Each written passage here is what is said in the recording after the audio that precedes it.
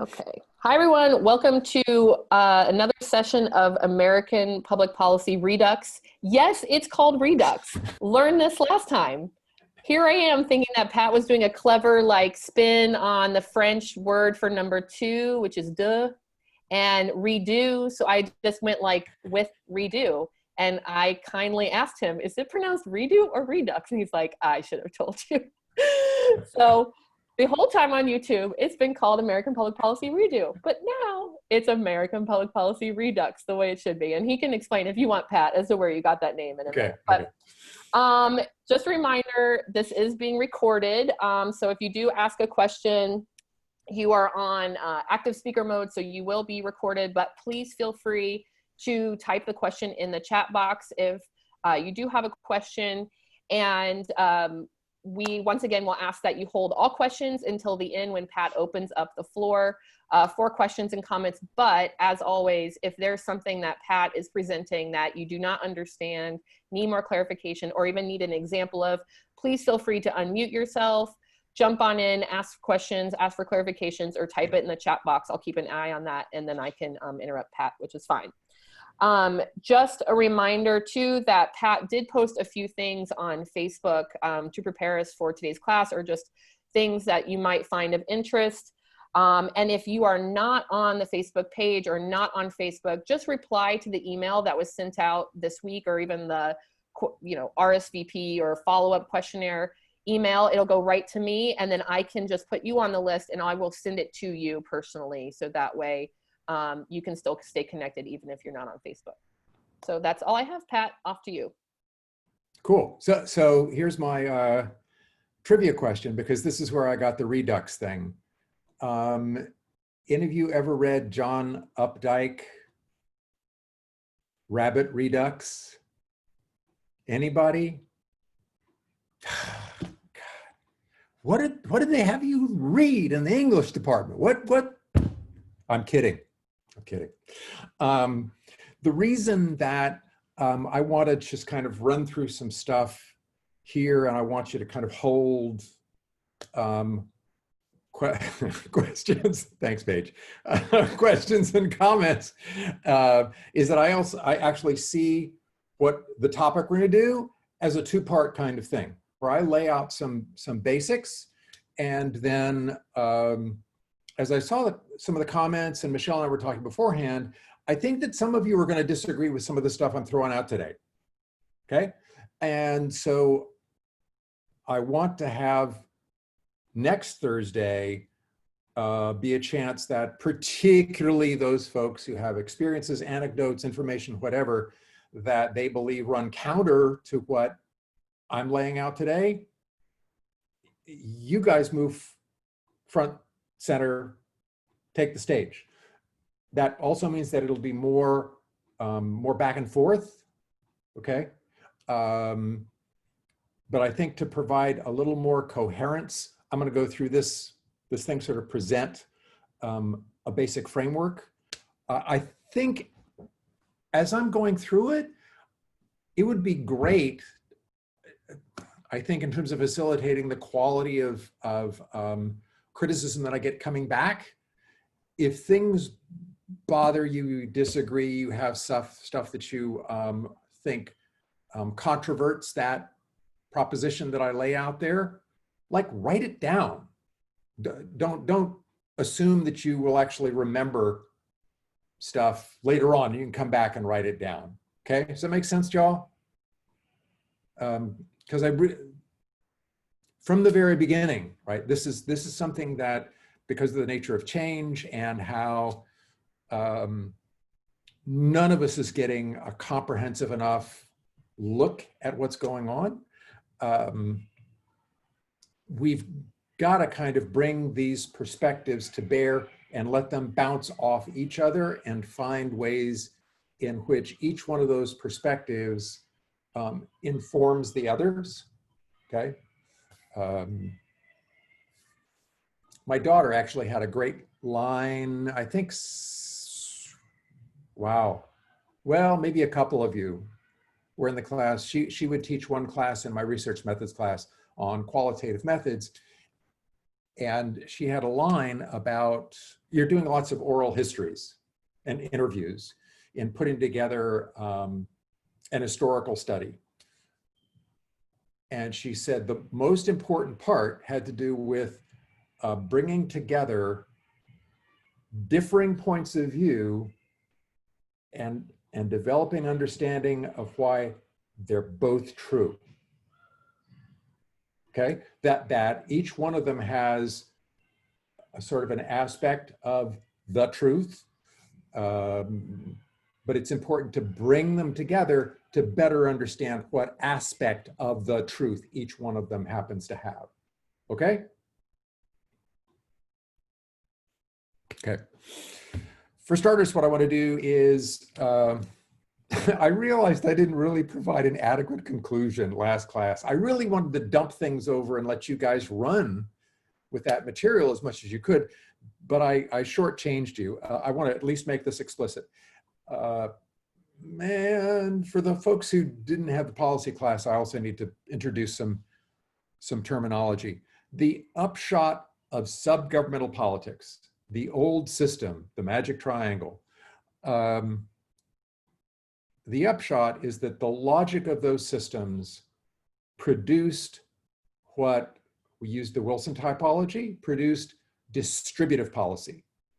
It created concentrated benefits for narrow specific groups at the expense of the public as a whole. So you can think of it in a really simple way. So you would pass policies that would provide larger farm subsidies to soybean farmers, and we all would pay higher prices or higher taxes, okay? Subgovernments were designed strongly to not put regulatory policy through.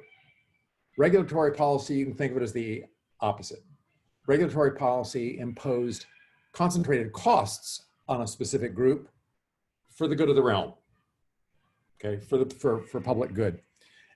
And one of the sort of unusual policymaking episodes in American political history that I mentioned last time, environmental regulations, Clean Air Acts, those are great examples of regulatory policy, okay?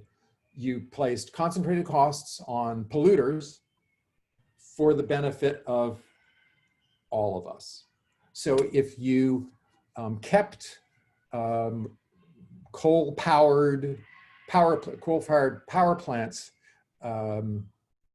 if you kept them from polluting, you would produce cleaner air, which all of us would benefit from. It wasn't a divisible kind of benefit. You couldn't exclude anybody. Everybody's going to breathe the damned air, so everybody gets the benefit. Okay? All right. And next step, you only got those concentrated benefits, that distributive policy, if you had the resources to organize into a narrow interest group. If you couldn't organize in that way, you weren't going to get those, benefits. Okay. In short, subgovernmental politics contributed to inequality in America. The rich get richer and the poor get poorer. Okay. A number of you, particularly because a bunch of folks work at nonprofits or have experience there, nonprofits have over time learned how to be more effective. They've learned how to generate revenue. They've learned how to lobby, and with greater revenue, they can then hire lobbying firms that, can specialize in the process. They're still not, they're really handicapped when they're competing against those private interest groups, but that did kind of shift the balance a little bit between that outside actor, okay, public interest groups, and the inside one, private interest groups. Cool? That's just sort of wrapping up the last time. And the only hope really of fighting subgovernmental politics would come from those outside actors, all those generals, president, political parties, courts, public interest groups, okay? When did subgovernmental politics begin? You know, most of these studies, the benchmark was like post-World War II. And so, you know, in a sense, it's it's a remarkably short period because this new system really started developing in the 1980s with Ronald Reagan's administration.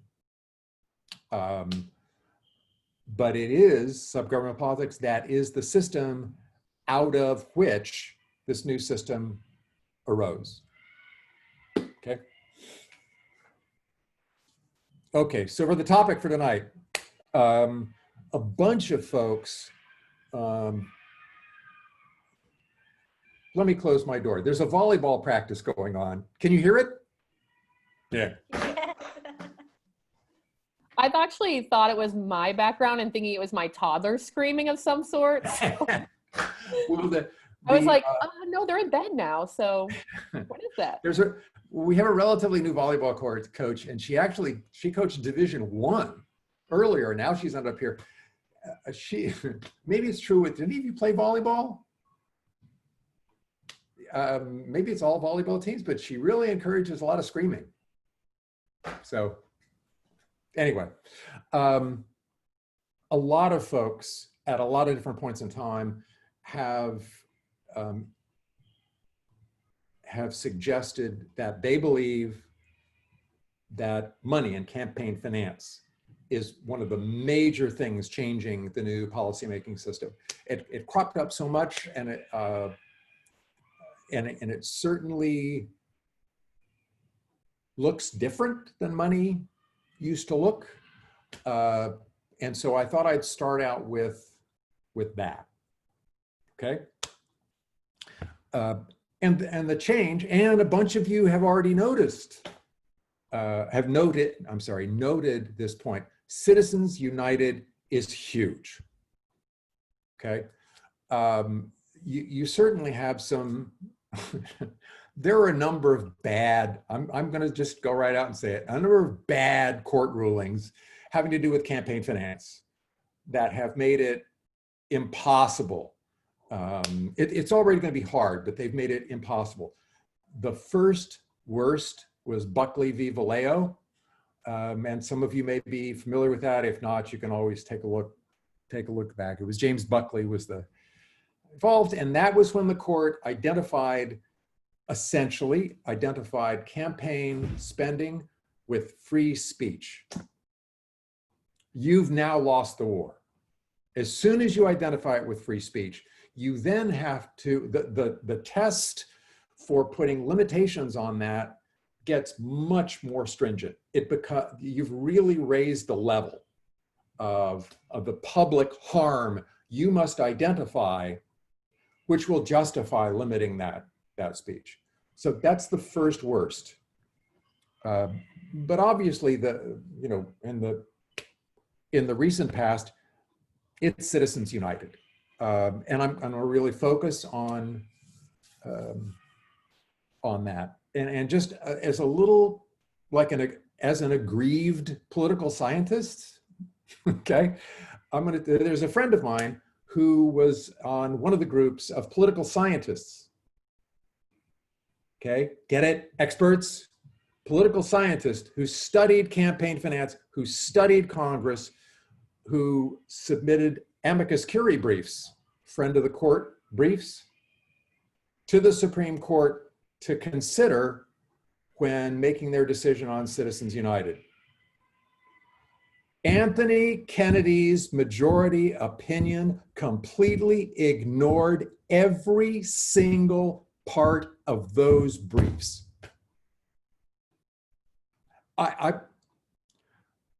You have thrown out the most important, the best source of expertise in making your decision. And you then make it on this abstract level that is disconnected from reality. And that's what Kennedy's opinion did.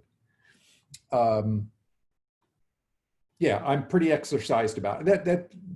I mean, I think a bunch of you have, you know, if you're thinking about the legislative process, the notion that you take your experts and you just throw them out the window. I don't care what side they're on. Don't throw your experts out the window. It is really foolish. Every single one of the bad consequences of the harm that political scientists raised in those amicus curiae briefs has happened. Every single one of them, okay? Anthony Kennedy ought to feel intense, profound shame for that decision, unless he's, you know, in a cave somewhere and paying no attention. So what's the harm and what's changed? The first thing that probably is most visible to folks is the creation of dark money.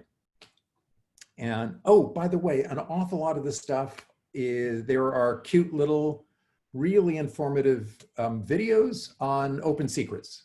Open Secrets is a really wonderful site for data. It's way better than trying to wade through the FEC.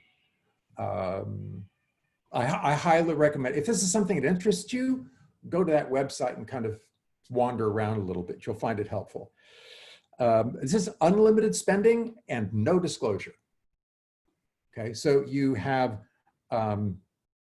dramatically increased the amount of money and you have no public accountability because you don't know where it's coming from. Second, a dramatic increase in the level of spending largely as a result of spending by independent groups, which legally cannot coordinate their efforts with those of the campaign. Okay? I'm going to do sort of two things there. One is that sometimes that's a fraud. Sometimes you have personnel moving back and forth between the two. You know, maybe there's not sort of operational coordination, but if you're bringing folks from the campaign and they end up working for the PAC, that's some sort of coordination. But you also do have truly independent groups, okay? Those groups, those independent groups, are often way out on the fringe on either side, okay? And I'm going to start looking at interaction effects between campaign spending and partisan polarization, okay? So you had an increase in those independent groups and they're getting driven by a lot of that partisan polarization. And what you see is that they're motivated, maybe not even necessarily in terms of advocacy for their preferred alternative, they're motivated by just sheer loathing of the other side. So you get these incredibly negative, distorted ads that in fact the candidates whom they're supposed to benefit would rather they didn't do. Because here's what happens. The media are, that inflammatory commercial airs. Journalists are going to go right to that candidate and go, what do you think of this ad that was? So as a candidate, you've lost control of the campaign agenda. I know folks think of these things as benefiting candidates. In a sense, they don't really benefit much of anybody at all. In a pure kind of way, okay? It's rare that they're going to do exactly what the candidate wanted to do. That supreme loathing for the opponent means they may not care about what the candidate has decided strategically forms the best line of attack against that candidate, okay? Does that make sense to y'all?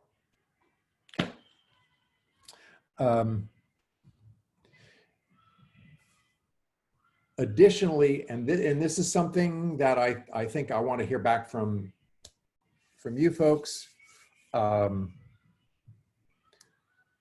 because the amounts of money are so huge, there is, to a certain degree, it's easier for the candidate to identify where the money is coming from. I know they're not declaring it, but they'll learn who's throwing in the millions of dollars, and knowing who they are can matter. Okay? All right. All right. Let's go back. I think we want to understand change, right? So what we haven't talked about is how money worked influencing the policy process of the old system, okay? First, the counterintuitive note. And actually, folks who took my class on, anybody take my class on Congress? We got Ann. We can't remember.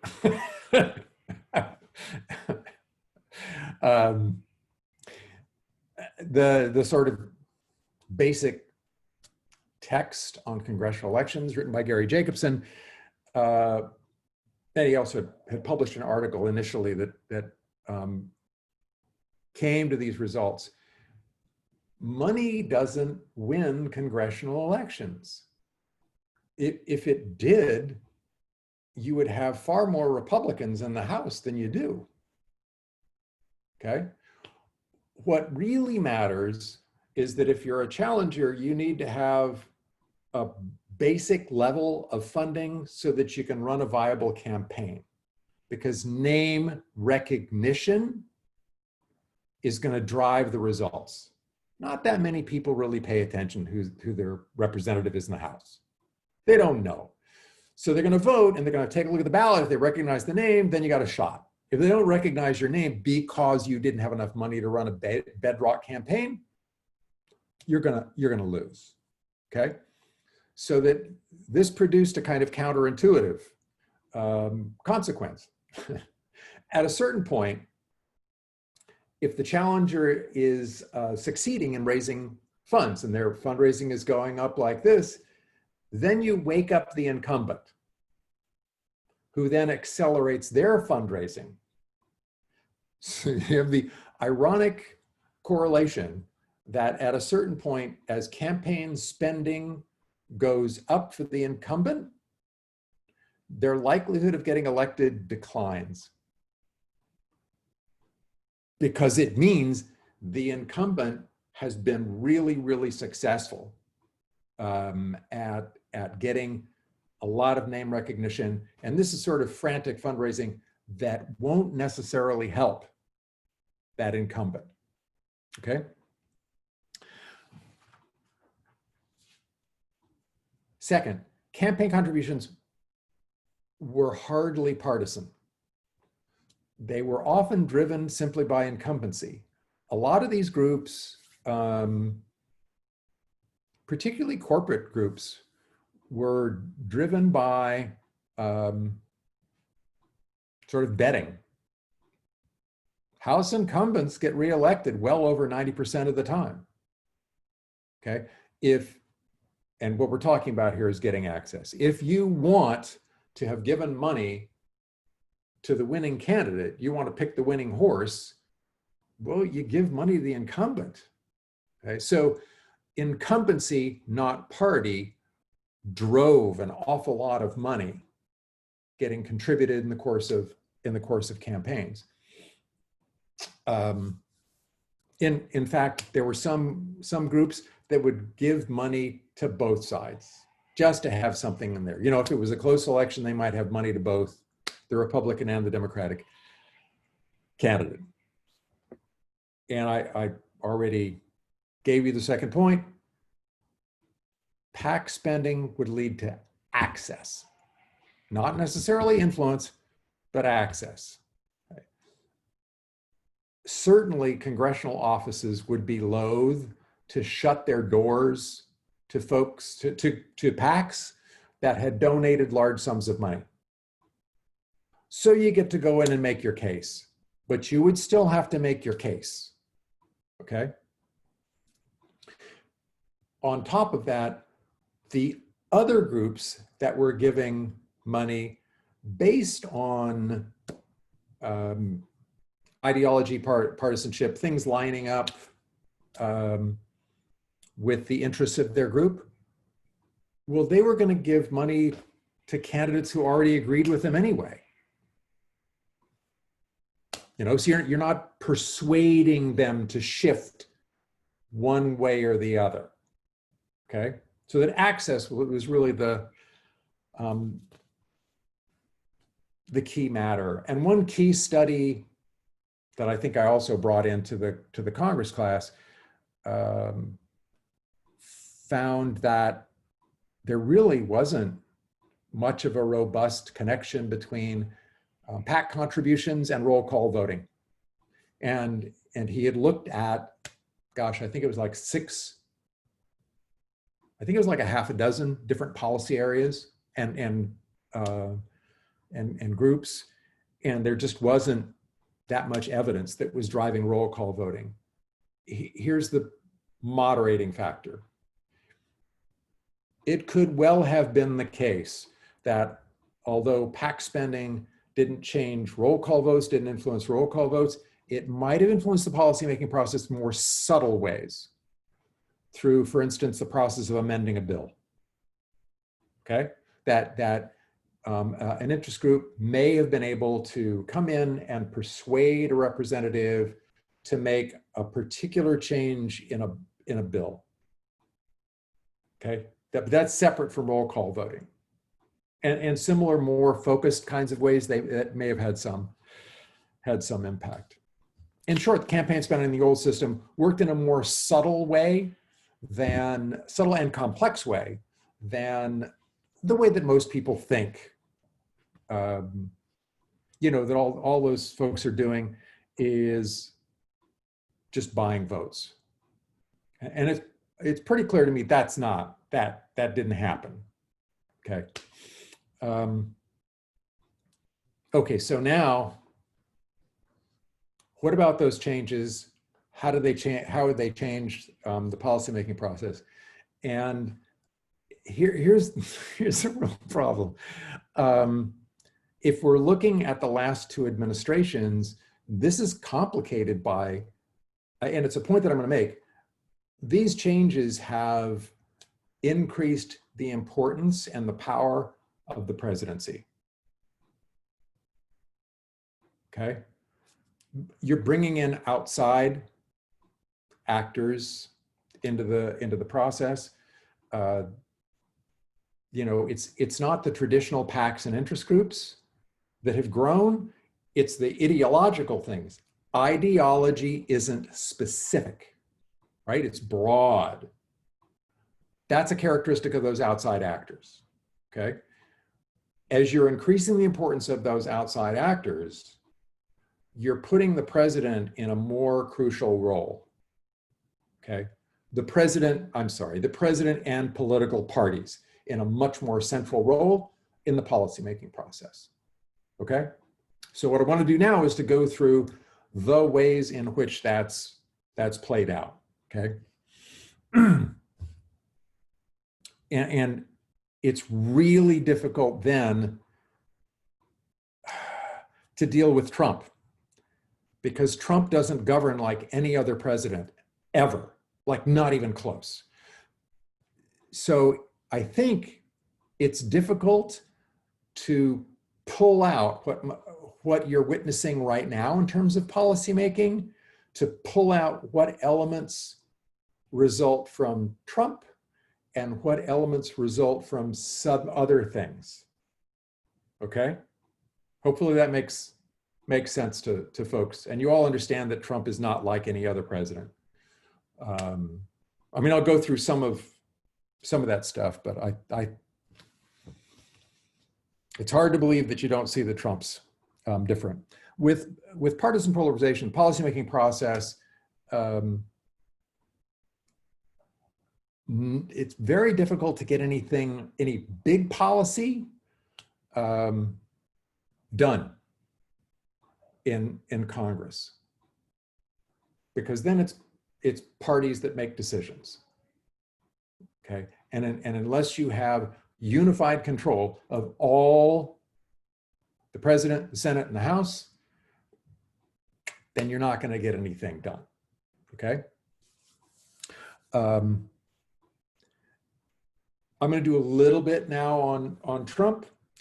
That's a really minor point, actually. I mean, Obama actually. Can I ask for clarification? Yeah, sure. Because I just want to make sure I'm following. So when you're talking about all of this, really you're suggesting that the presidency has more power because the political parties have more power, right? And the presidency is seen as sort of, you know, the leader of the so I party. just want to make sure I'm understanding that that's what you're referring to. Okay. Yeah. And that's why I led off with the partisan polarization part there.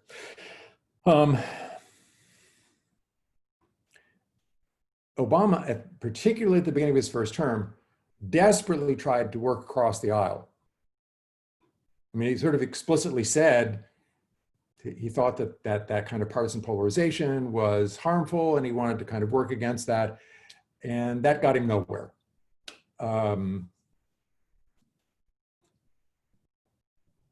Trump hasn't really done that. I mean, in fairness, he hasn't really tried to work with the Republicans.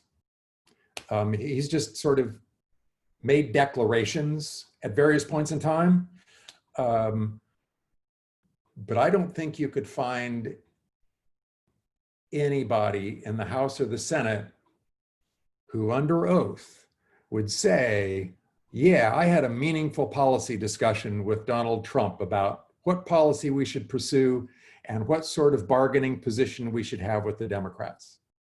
And that is totally unlike previous presidents, Republican or Democrat, Druid, whatever. And so that's one of those things. I make that point because partisan polarization had gotten to the point where, in a sense, it didn't even matter that much, because you weren't going to be able to have meaningful negotiation, compromise across party lines. Okay. It's possible, but not likely, in areas untouched by partisan polarization, that some elements of the old system might still survive. In other words, if a particular issue did not fit neatly into the division of issue positions held by the parties, well, then it was like square peg, round hole. You could continue using that old model, but and obviously the number of those areas has dramatically diminished over time. Okay. In the absence of real governing and real policy making in Congress, well, that means there's going to be a lot more executive policy making. Okay. And again, I think that's, as things really went down the tubes in the Obama administration, now with Trump, that means that you have both Obama and Trump engaging in, I don't know what Trump would want, but I know that it's more than Obama would have wanted to do. And they're both doing it in more areas, and areas of often dubious legality and constitutionality. Okay.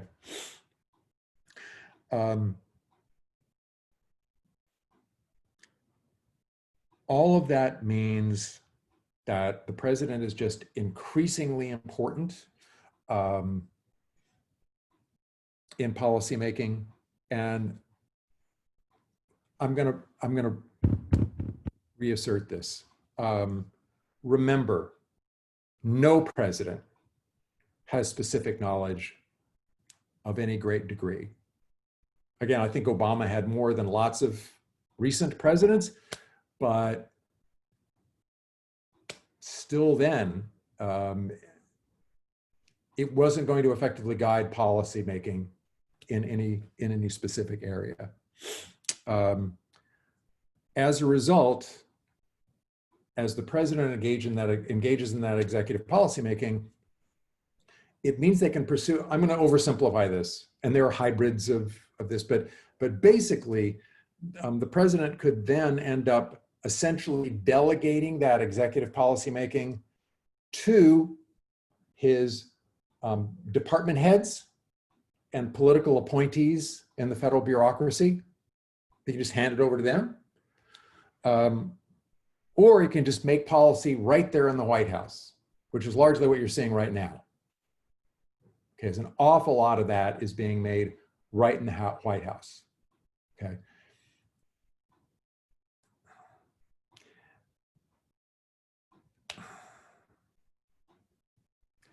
Here's where there's a more significant difference between Obama and Trump. Obama's political appointees just look different than Trump's political appointees. You had some significant differences of opinion that existed among Obama's political appointees. One of the ways to say it is just catch the Pod Save America, Pod Save the World podcasts, where they will talk about folks that disagreed strongly within the Obama cabinet, and just all those appointees. And campaign contributions really didn't matter. I know.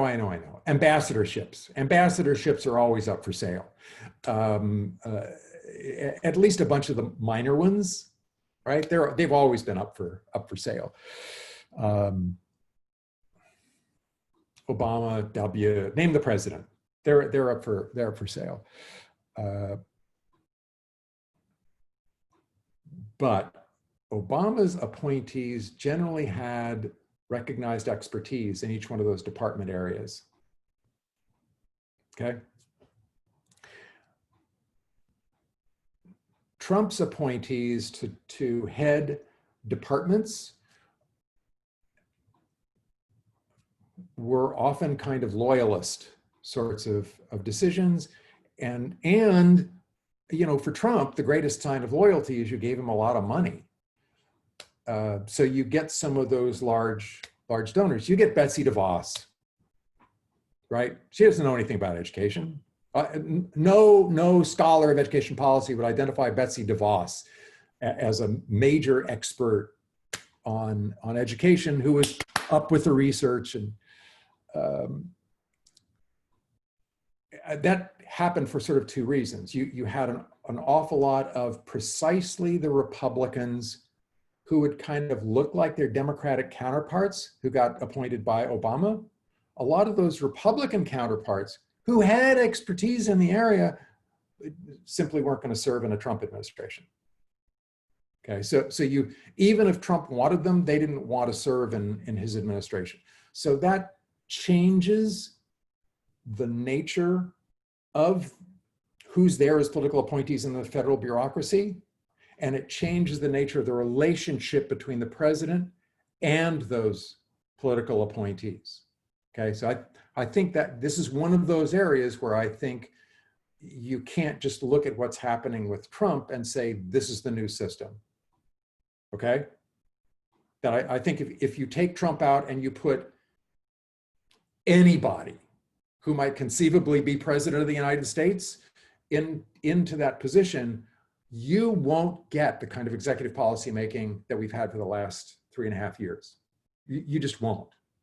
Okay? So you don't want to generalize from this period of time to the entire new system, okay? And all of that money now, I'm sorry, I've worked myself up into a frenzy, and so I was getting ready to engage in overstatement. Please forgive me. The money gets largely organized by partisan polarization. Okay, you don't have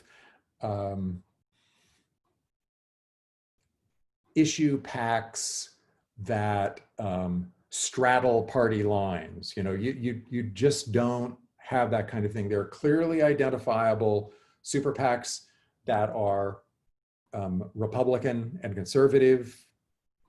And again, you know, for both of these, they're more likely to be off in the extremes. And then those who are Democrat and liberal, and they're off there. Okay.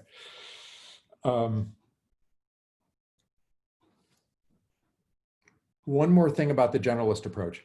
Those groups often don't have like specific concrete economic interests, like soybean farmers or teachers unions or whatever. They have ideological motivations. Ideologies are, again, general. Okay, being a conservative or being a liberal doesn't make you an expert in anything. Okay, but that's what's sort of organizing that whole process. Okay, so here's my concluding thing. Okay, so I think that change in campaign finance has had a couple of effects on policymaking. It has a whole bunch of other sorts of effects that are largely horrible, but let's just focus on the policymaking. First, joined with partisan polarization, it has strengthened the hands of generalists. Okay. All the folks that I've been talking about tonight are generalists. Their position has become elevated in the new policy process. Conversely, the role of specialists has declined. Okay? That also means ideology has become more important in policymaking, expertise and information less important. And you can see this, just look at transcripts of congressional committee and subcommittee hearings. Look at the folks testifying. Try to avoid laughing. They do not resemble the experts in the past who would have been, and those experts may have been, you know, lobbyists by the interest group, but they at least had expertise.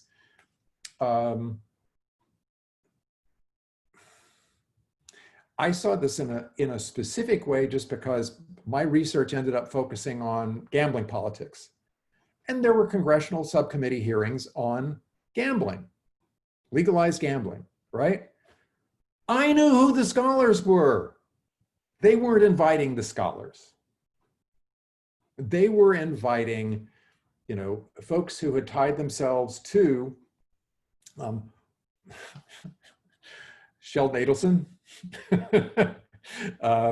and ideological groups that were kind of tied to the parties. And they were, you know, it was either seeing gambling as sinful and horrible, and you'd get sort of evangelical groups that would be pushing that. You get my point, right? Expertise wasn't being brought to bear. The folks on the committees and subcommittees weren't interested in bringing information to bear. They simply wanted folks on the record saying things that they wanted to hear. Okay. Again, in areas untouched by partisan polarization, you could probably still see some of the expertise being brought to bear. My point is that as these changes have occurred and you get a lot more money, the policymaking process increasingly looks like it's being driven by those considerations, and you're just not even interested in gathering the expertise and information developed by people who are specialists. Okay. The second thing is you've produced a shift in the basis of power. Okay. And I'm sorry, let me be specific. The basis of power in policymaking. Right. The old system, the basis of power was your ability to engage in partisan analysis. That you could provide really persuasive, that's the partisan part, analysis, expertise, and information. So information and expertise that supported your point of view, that was the currency. That would give you clout, okay? That's not it now. Now it's winning elections. That should fit nicely into everything else we've been talking about. And it also helps you see that those dark money groups, the super PACs, are really, and the huge amount of money that's there is just focused on the election. It's not as though they hang around during the policymaking process. They've simply now elected a sympathetic president and sympathetic members of the House and Senate. Well, you send them off. Do what you paid them to do. You knew you were supporting them because you supported ideologically and in partisan terms what you knew they were going to do. Okay, because remember, partisan polarization, it started on the elite level. Okay, so it's gone farther there than it has on the level of ordinary citizens and on the level of groups. Okay.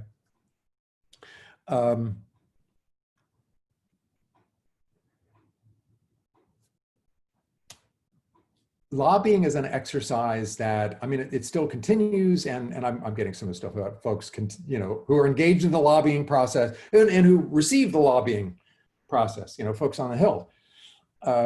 It's there.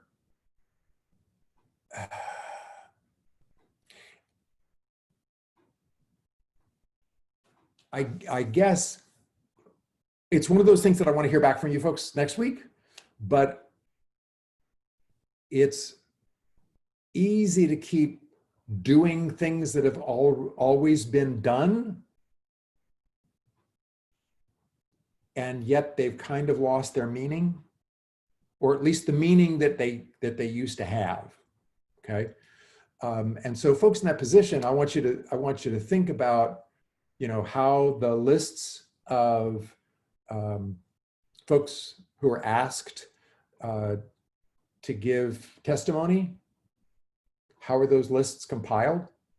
Okay, what do you get there? And then if you're providing the testimony, the kind of response, oh yeah, gosh, in part you've already seen this, right? If you've seen testimony in congressional subcommittee, committee and subcommittee hearings, you've seen, one party goes over and talks about how wonderful those folks providing the testimony are, and the folks on the other side, they're horrible and godless. Those same folks. So you're going through this process, but that's not really the kind of more effective, biased but still information gathering that occurred in the old system. To wrap it up, it's all of this is also reflected in the increased power and influence of presidents and party leaders in the House and the Senate, because they're driving the engine.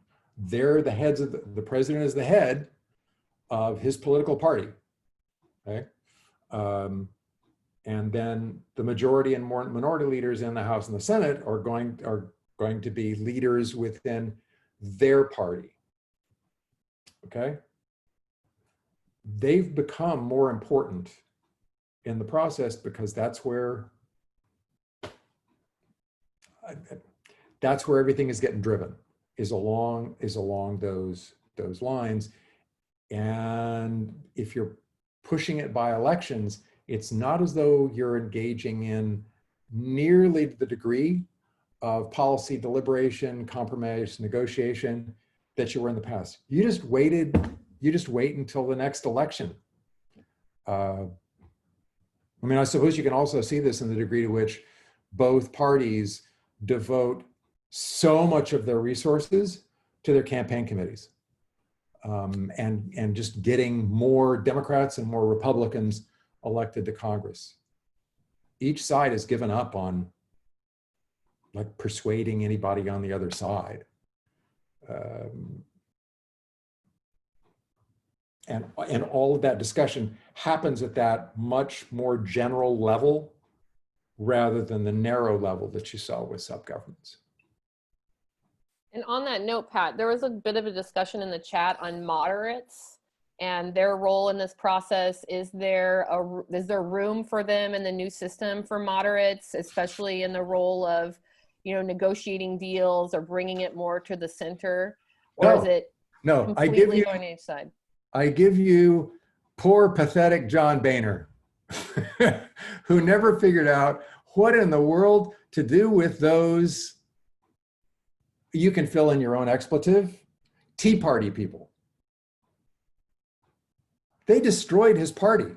They just flat out destroyed his party because they were going to hold the Republican Party hostage.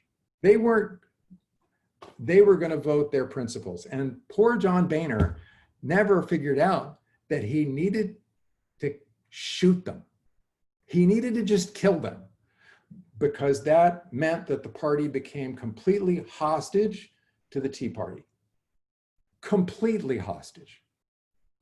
That's what drove Boehner out. That our little boy from Wisconsin, little Paul, it's why when they approached him about, leading the Republicans in the House, he took at least 2 steps back and said, wait a second, I have conditions. Right? He's not stupid. He saw the Tea Party as making exactly that kind of leadership virtually impossible. Virtually impossible.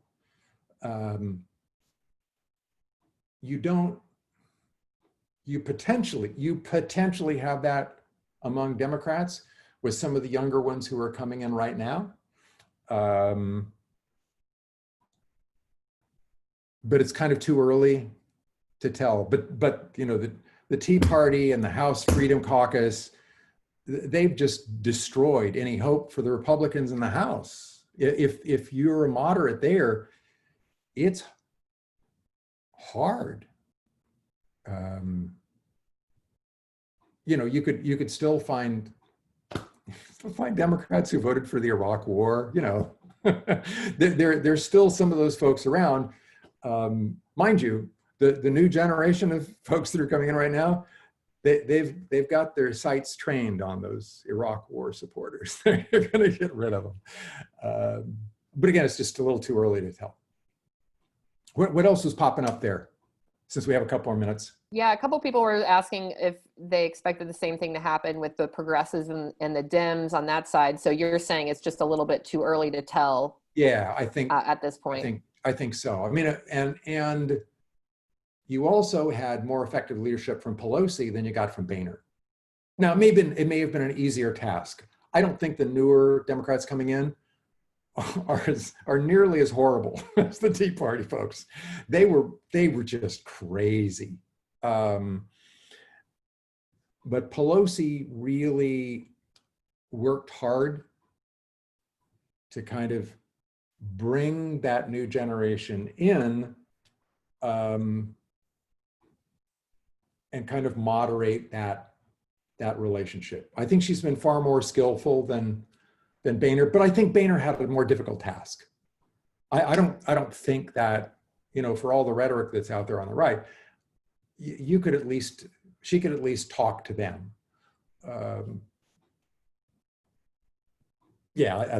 That's kind of enough. That makes sense to folks, right? I mean, you were aware enough during the Tea Party that know what that group is like. For sure. Well, also, I want to give credit to Paige, because she typed out Betsy DeVos before you even said her name. So credit all goes to her for calling that name out first.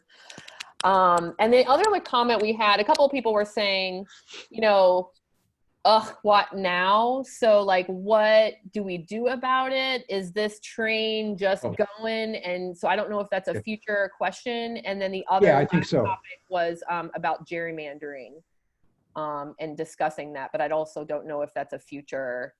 Um, let me do gerrymandering real briefly. I mean, I'd do it justice depending upon, what that person thinks. The other part, we need to have our session next week before we start looking at, oh my God, what happens now? Um,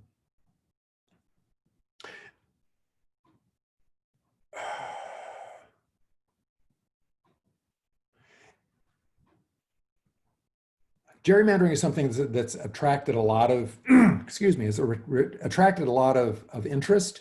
And certainly is gerrymandering going on. There are different kinds of gerrymandering, and one man's gerrymandering is another's creativity.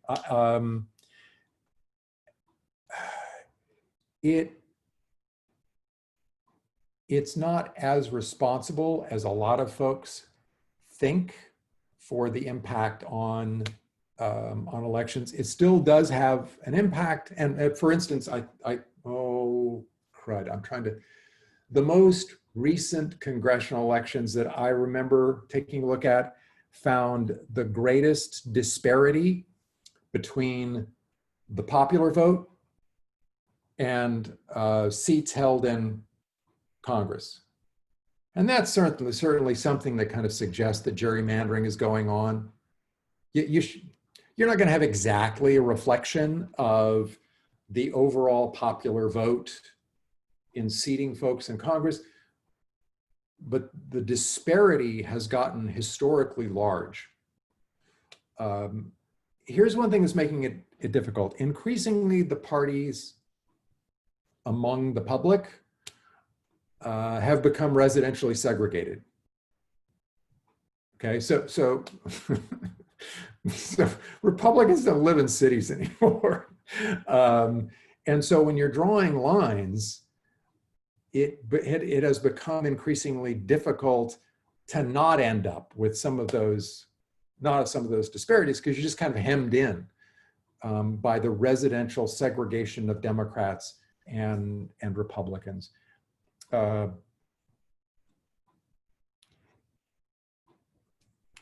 That's driving this, that residential segregation is driving this more than the gerrymandering is. It doesn't, I mean, look, even if it's not doing that, I think, and this goes back to the stuff on campaign finance, even if money isn't having the sort of overwhelming impact on roll call voting, it's certainly reducing the public's trust in the process. That was one of the things raised by political scientists is you really need to guard against even the appearance of corruption in the process, in the policymaking process, and the role that money plays in corrupting the policymaking process. So if you open the floodgates with Citizens United, you're going to reduce public trust in our institutions of government. Well, I think the same thing goes for gerrymandering. If you don't address something like that, you're increasing the risk that people just don't trust what's going on. That declining trust might be the sort of bedrock, basic illness of the American political system right now. That there is absolutely so little trust in any institution, in any group, in any individual, in any party, and it's not there. It's a big damn country. If you want things to work, you have to have some trust in organizations that are larger than yourself. You have to, or it doesn't work, okay? You have to trust your party leaders, okay? You have to, a certain degree, trust the president. you have to a certain degree, trust the House, trust the Senate, trust the Supreme Court, okay? And I get it, I'm not placing the blame on us. Certainly individuals in those institutions have done things to cause people to trust them less. But as a bottom line, if you don't have that trust, things don't work, okay? And so like, there are a bunch of things that are wrong with Citizens United. That's one of the most important ones. And it doesn't, I mean, it's like a meta level thing to the policymaking thing, in that, well, if that's going on, then people trust that our policymaking system works in a just and fair and democratic way. And again, good old Anthony Kennedy just pitched it out the window and paid no attention. God love him. Are we good? Is there one last thing that people want to? We're good? Okay. All right. You little devils. You better have written down stuff that you want to bring in next time. Good woman, Lauren. Way to go, Jen. Thanks, Ann. Please, for the love of God. You know what? I will come in with absolutely no preparation next time. It'll be like most of my classes. Just kidding. The overall consensus, Megan rightly said, is that the entire session has been utterly depressing, but also really enlightening. We really appreciated this one. Thanks, Pat. That's what I live to do.